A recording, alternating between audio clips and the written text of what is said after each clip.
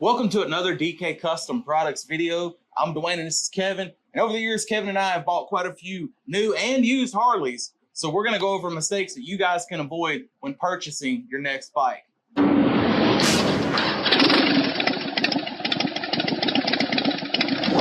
And how many things do we have on the list here? It's quite a few. I think there's 7 or 8. We may be adding more as we go. But before we start into the video, if you could please like, comment, and subscribe to our channel. We'd appreciate it. It helps us out a lot. YouTube looks for that. Before we get into the nitty-gritty of some of our tips for buying a new or used Harley, is the process from when you first think, I'm going to get a new bike. It's exciting. It's almost more exciting to be thinking about what's the next bike I'm going to get as it is to get the actual bike. That whole process of going through deciding what you want to get can be a very exciting, interesting, time-consuming process. And somewhat stressful. Because if you've never ridden a bagger, you don't know if you want a road glide or a street glide. So you kind of have to learn as you go and figure it out. Yeah. Before we get into the list, this is not a complete list. No. This is just something that we've come up with of things that we've thought of as a result of having purchased motorcycles over the years. Please put down in the comments any mistakes that you've learned that should be avoided when going to buy a new or used Harley. So this is not complete. This is not a end-all, be-all mistakes to avoid. These are some of the common mistakes that we've learned to avoid. All right, so we'll move on to the first thing. Really the biggest thing, and this really applies to everyone, the budget. The budget after purchase to modify your bike. So how many times have you heard someone, we have this whole slogan, stock bikes suck, and we stand by that fully, and the majority of people agree. How many times have you heard someone say, I'm gonna keep my bike stock, but then when you ask them, so you haven't done anything to it, and they're like, well, I've added a cup holder, I've added an air, I changed my handlebars, I put this air cleaner on, or I put this timing points cover on. Right. So add-ons for your bike, it's almost inevitable. You're going to do something. Maybe you need a different seat, different bars, different grips. So keep that in your budget. I mean, obviously there's the initial cost of the bike, which these bikes can be pricey. Then also you got to modify it. If you buy a brand new bike, it's a blank canvas, unless you buy a CVO, something like that. So budget for modifications. We'll put a link up here. Harley makes their bike specifically as a blank canvas, like you said. They're a blank canvas. They're made to be modified. And so budget for modifications, you're going to have them no matter what you think before you buy. Also include in, are you going to want different handlebars? Are you going to want, this or that? Now, we're not the gatekeepers of riding gear or what you should wear, what you should not wear, but take into account you may or may not need a leather jacket or protective gear. You're definitely going to need a helmet, most likely. So that incurs cost. And riding gear is one of those things, you get what you pay for. So you don't really want to go cheap on a helmet. You don't want to go cheap on a leather jacket, get some pleather. You want to get the right stuff the first time. So keep that in mind. You're going to have to buy riding gear after the initial purchase. Yeah. And just go through it real quick, whether it's a leather jacket or a mesh jacket, helmet, gloves. You might want to wear just regular jeans. You might want to get some Kevlar lined jeans. You're probably going to want to get some boots. So there's a lot of different things. So budget for that too. You don't want to spend all your money on a bike and then not have money to do the modifications to the bike, or not have money to get a comfortable helmet or a comfortable jacket. So here's another thing, another mistake to avoid when buying a Harley, whether it's new or used, is decide ahead of time whether or not you're going to want a warranty. And we've done a whole video on the pros and cons of warranties. We'll put it up here. But if you're going to want a warranty, that's going to cost money. If you don't want a warranty, then you're not going to have to put that in your budget. But decide that ahead of time. You don't want to just leave that out of the equation and then realize you do want a warranty because you ride 30, 40,000 miles a year and you realize a warranty is a good idea. Right. And Kevin's referring to an extended warranty. It comes with a 2-year factory warranty initially. So if you're buying a new bike, keep in mind it's going to have a 2-year warranty. But beyond that, you'll be on your own. So if we mentioned in the video Kevin linked earlier, if you're going to do a lot of miles, you might want that extended warranty. You might want to fork over the money for that. And the thing is that the factory warranty, which is 2 years, which comes with a new bike, is not even that great of a warranty. So a lot of us get a supplemental warranty from day one. Yeah. So, but anyway, look at the pros and cons video that we put up in the corner of a warranty and just be aware of that could be an additional cost. And have that in mind when you're shopping for your new or used, new to you, Harley. Right. And so that is a good transition to our next thing. Decide beforehand if a new bike is in the cards for you or if you'd be better off with just a used bike. Because let's be real, these bikes haven't changed much over the years. And I went from a 2001 to a 2018. I'm not any more happier with that 2018 than I was at 2001. Obviously it's a little more reliable, but as far as, the fun, the aesthetic, the things I can do to it, I was just as satisfied. So, you don't have to fork over 18, 20, 25, 30, up to 50 grand just to get one of these bikes. You can have just as much fun on a used bike. So decide beforehand what works best for you, new or used. Right. And, everybody knows, bikes are a depreciating asset. Mm-hmm. They're not like a home. They're not an investment, even though people go, I invested this in my Harley. No, they're a depreciating asset. If you buy used, someone else has taken the major hit on that depreciation. Exactly right. And they tend to hold their value all the same. Once they depreciate. Initial, right. Yeah. So a used bike is a good option for a lot of people out there. Right. Now, related to buying, if you decide to buy a used bike, it's very, very important. Since 2007, Harleys have run too hot for their own good. Mm-hmm. And it's very, very likely that a used bike could have some heat damage. Mm-hmm. There's only one way to know. Don't let anybody tell you otherwise.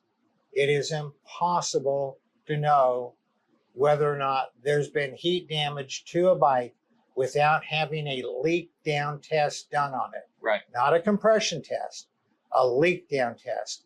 And we'll put a link to a video right up in the corner of where we talked about leak down tests. But what you want to do is find out, has this bike been ridden hard enough, hot enough to have caused internal accelerated wear to the engine?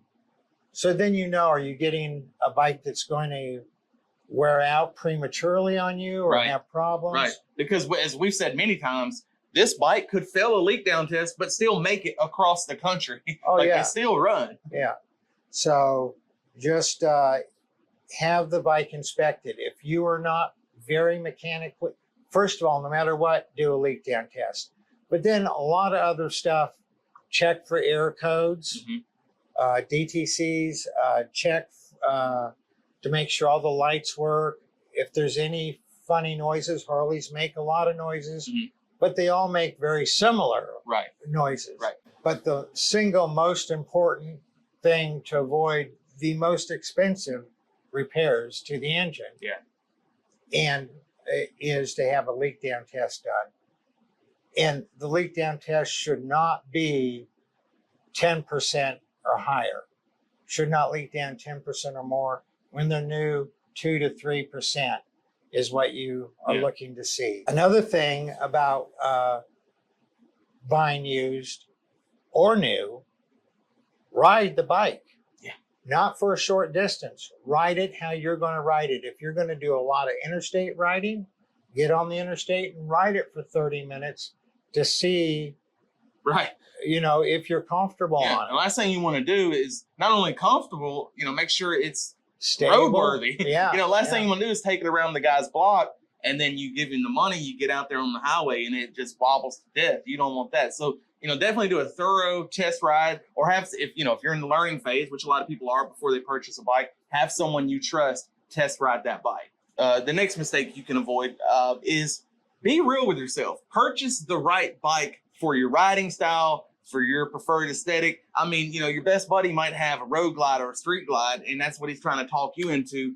But for a new rider, that's not ideal, So do some research, figure out what works best for you. These bikes, they hold their value, so they're easy to sell. So if you make a mistake and you buy the wrong bike the first time, you can usually offload it to someone else. But you just avoid that entirely by buying the right bike the first time. Buy once, cry once, they'll say.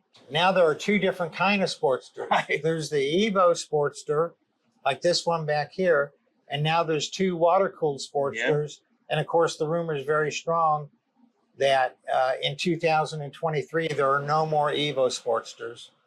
There's only going to be the water-cooled Sportsters. There's the Dynas. There's Softails. There's twin cam Softails. Of course, Evo Softails, but mostly people are either looking at twin cam Softails or M8 Softails. Right. And then, there's baggers. And there's every flavor of bagger out there. You can get basic. Wait a second. There's baggers and there's trikes. Well, I was going to get to that. You're going to get to the trikes. Okay. There's the stripped down Road King. No fairings. You got bags. It's a bagger. All the way up to a Tri-Glide Ultra, fully dressed bagger. So, get what works for you the first time and save yourself trouble of having to offload it and then buy the bike you really wanted later down the road. And there's only one way to really know, and that's to spend some serious seat time, on different models. And if you can't find anybody who will let you do a half hour or an hour test ride on a bike, maybe they're not the people to buy from, or maybe that's just the policy of everybody in your area. It is worth it to spend a few $100s to rent a bike. Yeah. And go ride it where you want, how you want, so that you know whether or not you go, that's $200-300 down the toilet. Mm-hmm. No, it's not. If you buy the wrong bike and then you have to end up selling it, buy a different bike, you will have spent more than you spent on the rental. Yeah. So really take your time, find out. I tell you what, one of the biggest mistakes is people are starting out and they think, well, I'm going to get a beginner's bike, a Sportster. Well, the Sportster has a really high center of gravity. Yeah. It's not really a beginner's bike. It's more of a sporty bike, right? Yeah. And so when you look at a Softail that weighs a couple 100 pounds more than a Sportster, it's longer, it's bigger, everything's bigger about it. You go, oh, that's going to be harder to handle than the smaller Sportster. No, they're easier. The center of gravity is so low, your feet are so close to the ground. It's actually an easier bike to handle. And I think a lot of people are scared that the weight, they're going to drop the bike or damage the bike. But, realistically, it doesn't matter if you have an 883 Sportster or, an Ultra Classic. If it leans over this far, you're dropping it regardless. So it might be a little harder to pick up the Ultra, but if it's going to fall, it's going to fall. Yeah. So the mistake to avoid is buying a bike just based on its looks or what your friends tell you, or what a salesperson tells you. Ride the different models. Right. And just a little bonus I'd like to add to that. Something key when you're buying a new bike, buy it at the right time. You're not going to get a great deal on a motorcycle in the spring. You're just not. But in the fall or winter time, that's when the deals are to be had. So, buy at the right time. If you're looking for a bargain, it's not going to happen in the spring. All right. The last mistake to avoid when buying a new or used Harley is to let a salesperson push you in a certain direction. Drive you towards a certain model or a certain price point. Yeah. And related to that is to think that you have to purchase your bike from a local dealership. Now, I always prefer to purchase a bike from a local dealership, new or used, just to support them. And I wouldn't hesitate on a used bike to buy it from a private party locally. But we're talking about buying from a dealership right now. Yeah. And I would not, I always prefer to buy locally. But I'm not locked into buying locally.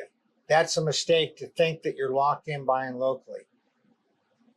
And if anybody tells you that you'll get preferential treatment on warranty work or something if you bought the bike there, I've not ever experienced that. And of course, it's completely against the law and Harley policy for a dealership to give preference on repairs or warranty work. Yeah, now we're talking about in general. We're not talking about if your brother-in-law is a service manager. We're talking about in general. So here are a few key things that have served me well over the years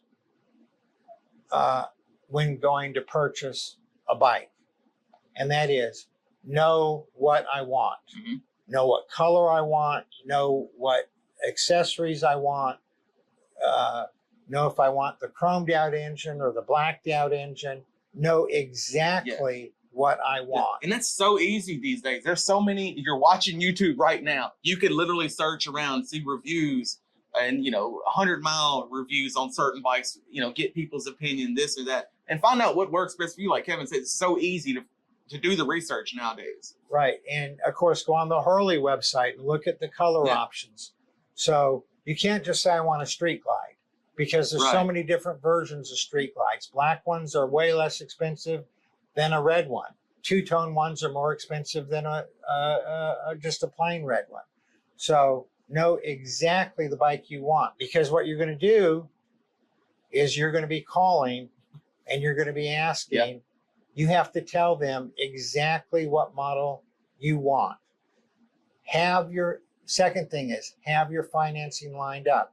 Either if you have cash, have that lined up, or get pre-approved for X dollar amount at a Harley dealership or your credit union.